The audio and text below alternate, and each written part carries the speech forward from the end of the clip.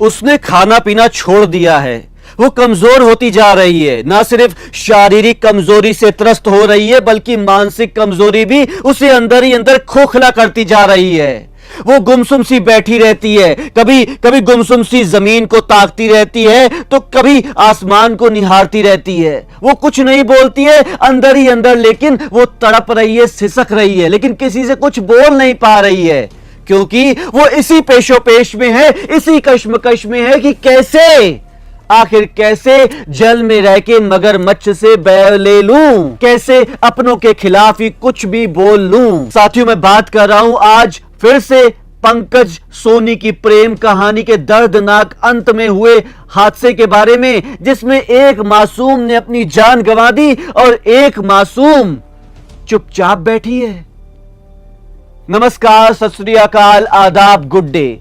मैं crime world के माध्यम से आज आपके सामने पंकज सोनी केस की एक दर्दनाक सच्चाई लेकर आया हूं, एक खौफनाक अपडेट लेकर आया हूं जिसे सुन के आप भी तड़प उठेंगे साथियों।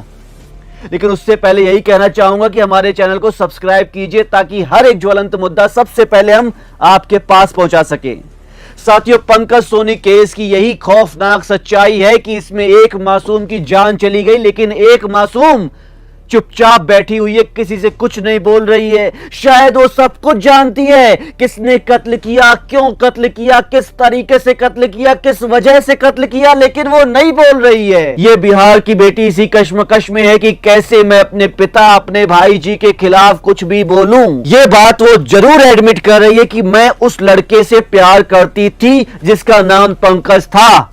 6 महीने से हमारा प्रेम प्रसंग चल रहा था, लेकिन अपने बयानात में कुछ ऐसी बातें वो बोल रही है जिस पर विश्वास करना आज के दौर में बिल्कुल नामुमकिन है। वो कह रही है कि 6 महीने से हमारा प्रेम प्रसंग था, लेकिन इस 6 महीने में हम कभी पंकज से मिले ही नहीं, कभी भी हमारी मुलाकात हुई ही नहीं।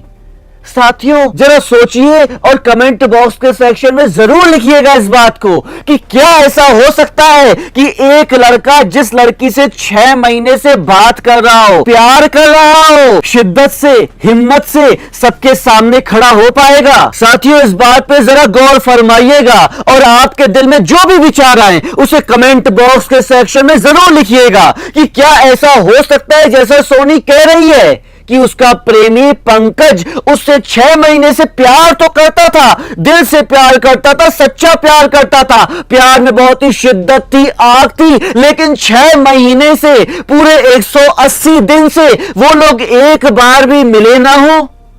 क्या उनकी कभी मुलाकात हुई ना हो? क्या ऐसा हो सकता है कि एक लड़के ने एक लड़की से 6 महीने तक प्यार किया, दोनों ने प्यार किया, एक तरफा नहीं, दोनों तरफ से प्यार की पींगे बराबर बढ़ रही थी, लेकिन 6 महीने तक दोनों ने एक मुलाकात भी ना की हो?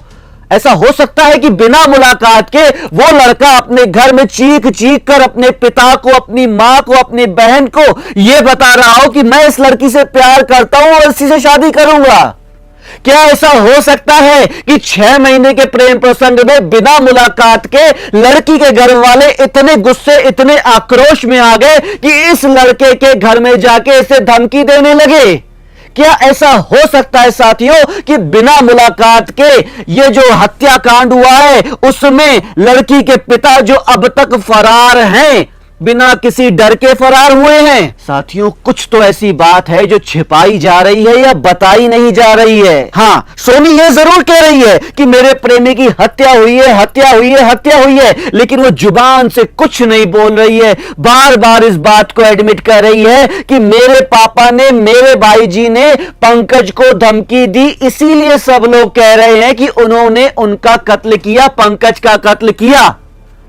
लेकिन धमकी देने के 1 हफ्ते के बाद कत्ल होगा और शक का होना भी लाजमी है, यानी कि जो मेन अभियुक्त हैं, मुख्य अभियुक्त हैं, जिन पर कत्ल का केस चल सकता है, सोनी के पिता, वो अब तक फरार हैं। किस बात का डर है? अगर आपने कुछ नहीं किया है तो पुलिस के सामने जाके एडमिट कीजिए ना, हमने कुछ नहीं किया है, क्यों फरार हैं अब तक।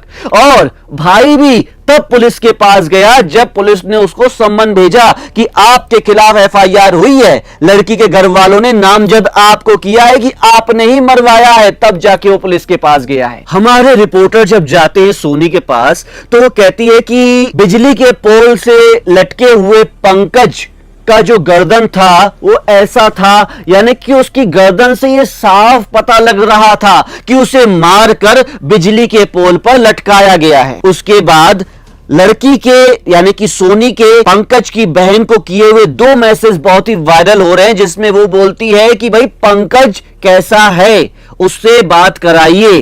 तो साथियों, इस बात का शक, क्योंकि आज तक कभी भी सोनी ने पंकज की बहन को मैसेज नहीं किया, पहली बार मैसेज किया है। क्यों किया? और लड़की के पिताजी भी यही बोल रहे हैं कि भाई लड़के को यानी कि पंकज को बुलवाने के लिए लड़की के भाई उस रात को 9 बजे आए थे, यानी कि सोनी का भाई आया था उस रात को 9 बजे, पंकज उसके साथ जाता है और अगली सुबह 5 बजे उसका शव लटका हुआ मिलता है बिजली के पोल से। शक तो होना लाजमी है। आगे जब हमारे रिपोर्टर्स ने सोनी से पूछा कि भाई तुम लोग पहली बार कब मिले, तो बोलती है कभी मिले ही नहीं। बोलती है कि लेकिन हम दोनों शादी करना चाहते थे, लेकिन हमारे घर वाले नहीं मानेंगे या मानेंगे हमने उनसे पूछा नहीं, लेकिन एक गाना लिख के दे दिया पंकज को। गाना था सावन के शिव भगवान के ऊपर, और इस गाने को जब रिलीज किया गया तभी जाकर के लड़की के घर वालों को पता चला। साथियों, कुछ तो ऐसा गठजोड़ है जो अभी भी पुलिस की पकड़ में नहीं आ रहा है। ऐसा कैसे हो सकता है? हम इस बात को सोच रहे हैं, आप भी सोचिए कि और कमेंट बॉक्स में जरूर लिखिए कि एक गाना रिलीज हुआ, लड़की के घर वालों को पता लग गया कि भाई इसी गाने के रिलीज होने के बाद ही ये पता लग गया कि लड़के ने कुछ गलत किया है, लड़के को धमकी देने पहुंच गए। ऐसा कैसे हो सकता है? अब लड़की कुछ अलग ही कहानी बयान कर रही है। पहले तो यह कि लड़की बिल्कुल गुमसुम हो गई है, कुछ किसी से बोल नहीं रही है, एक ही बात को बार बार रिपीट करती जा रही है, जो निर्दोष हो उसको मुक्त करवाइए, जो दोषी है उनको सजा दिलवाइए। यानी कि बार बार वो इस बात को रिपीट कर रही है कि जो कि निर्दोष है मेरे पिता और मेरे भाई जी, जिन पर इल्जाम लगाया जा रहा है, उन्हें मुक्त कराइए, और जो दोषी है उनको सजा दिलवाइए। यानी कि वो ये तो मान रहे हैं कि मर्डर हुआ है, लेकिन मर्डर इसके अलावा और कौन कर सकता है? आप बताइए साथियों कमेंट बॉक्स के सेक्शन में कि कौन कर सकता है इसके अलावा उस पंकज का मर्डर। जहां एक तरफ आरती हिम्मत के साथ खड़ी होकर छोटू के दोषियों को सजा दिलाने की मुहिम में अपने रात दिन एक किए हुई है, वहां एक ये बिहार की बेटी है जो बेचारी गुमसुम है, चुपचाप है, मन में पता नहीं क्या सोच रही है, किस कश्मकश में उलझी हुई है। और अगर ऐसी कश्मकश में ये उलझी रही तो वो दिन ज्यादा दूर नहीं है जबकि पंकज के दोषी, पंकज की हत्यारे जल्द से जल्द पुलिस की गिरफ्त से दूर हो जाएंगे। फिर यही केस, यही बात सबके सामने रखी जाएगी कि पंकज ने आत्महत्या कर ली। बिना सबूत के तो ऐसा ही होगा। लेकिन साथियों, हम ये नहीं चाहते हैं। हम चाहते हैं कि जिन्होंने भी इस कृत्य को किया है, इस पाप को किया है, वो पुलिस की गिरफ्त में सलाखों के पीछे जल्द से जल्द पहुंच जाएं। आगे बोलती है सोनी कि उस रात जब पंकज ने मुझसे बात नहीं की तब मुझे यह पता चला कि उसका अपनी मम्मी से झगड़ा हो रहा है। यानी कि कहीं ना कहीं शायद ऐसा कहानी गढ़ने की कोशिश की जा रही है कि पंकज की उसकी अपनी मम्मी से लड़ाई हुई, झगड़ा हुआ, बहसबाजी हुई, और इसी में आवेश में आकर, गुस्से में आकर पंकज ने उस बिजली के पोल से लटककर आत्महत्या कर ली। लेकिन साथियों, एक बात गौर फरमाने लायक है कि पंकज कोई साधारण इंसान नहीं था, वो एक कलाकार था। और जो लोग कलाकार होते हैं ना साथियों, वो इस तरीके से आत्महत्या नहीं करते हैं। उनके दिल में एक लगन होती है, एक आग होती है आगे बढ़ने जितनी, और वो आग उनको आत्महत्या नहीं करने देती है, वही आग उनको दुनिया जमाने से लड़ने के लिए प्रेरित करती है। और यही आग तो थी पंकज के अंदर। वो आत्महत्या क्यों करेगा और कैसे करेगा? और इस बात को हम नहीं कह रहे हैं, इस बात को पंकज के अपने घर वाले कह रहे हैं कि भाई पंकज आत्महत्या नहीं कर सकता है, कभी नहीं कर सकता है।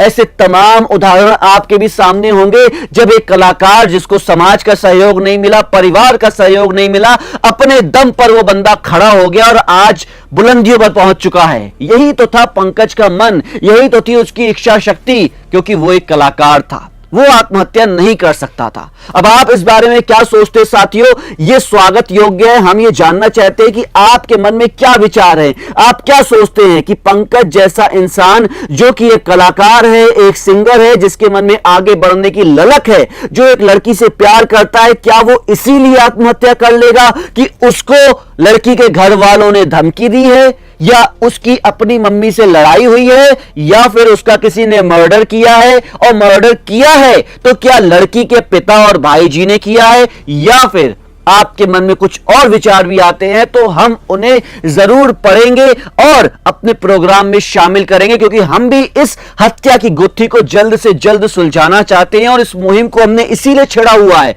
कि ना सिर्फ बिहार की बेटी बल्कि हिंदुस्तान की बेटी सोनी और आरती को न्याय मिल सके। हम सोनी से भी यही गुजारिश करना चाहते हैं कि सारे डर को छोड़ दो, सारी झिझक को भूल जाओ, जो सत्य है पब्लिक के सामने, पुलिस के सामने, प्रशासन के सामने रख दो, फिर देखना कैसे पुलिस अपना काम करती है और दोषियों को पकड़ती है। साथियों, हमारे शो को देखते रहिए, सब्सक्राइब ना किया हो तो सब्सक्राइब कीजिए। हमारी मेहनत पसंद आती है तो वीडियो को लाइक, शेयर और सब्सक्राइब जरूर कीजिए। धन्यवाद। अगले वीडियो में अगली प्रस्तुति के साथ फिर से आपसे मिलेंगे। नमस्कार।